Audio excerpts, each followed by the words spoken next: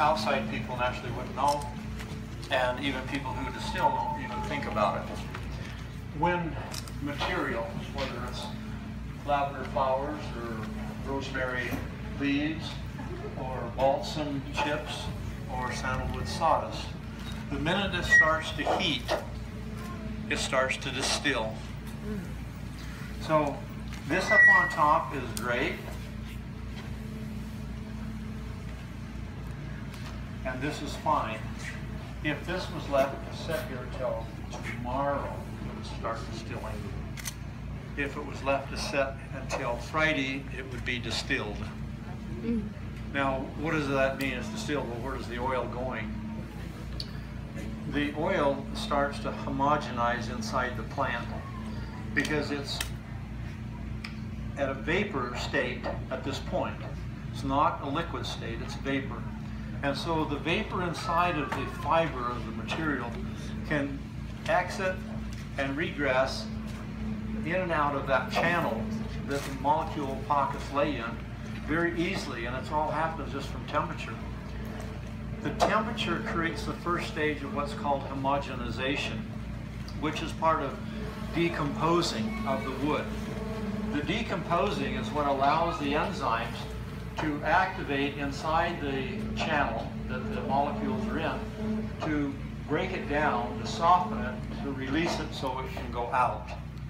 Now, if the distillator operator wasn't paying attention to this and left it set for 3 or 4 days, it would decompose, the enzymes will activate, soften the fiber, the oil would then migrate into the channel and homogenize as liquid.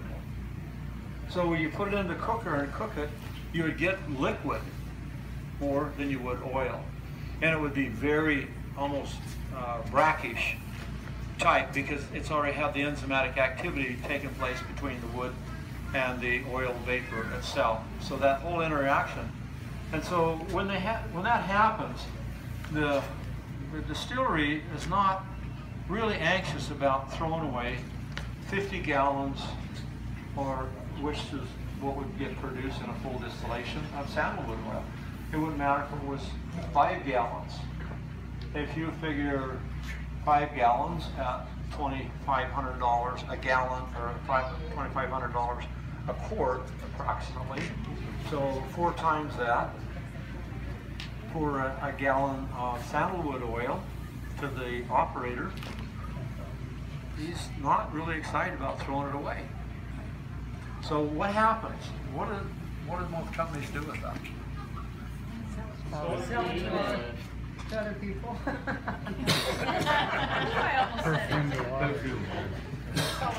Some do and some don't.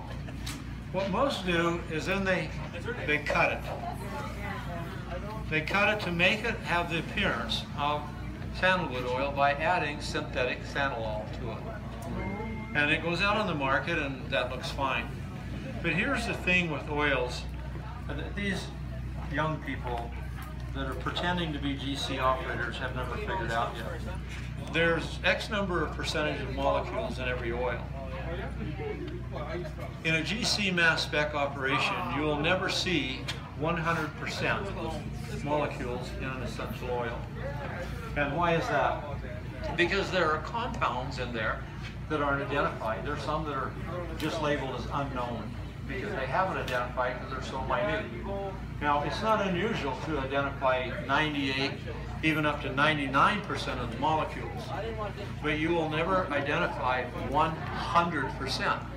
But in another company that's out there, they're specialists at it because they come up with their analysis of 320% of 100%.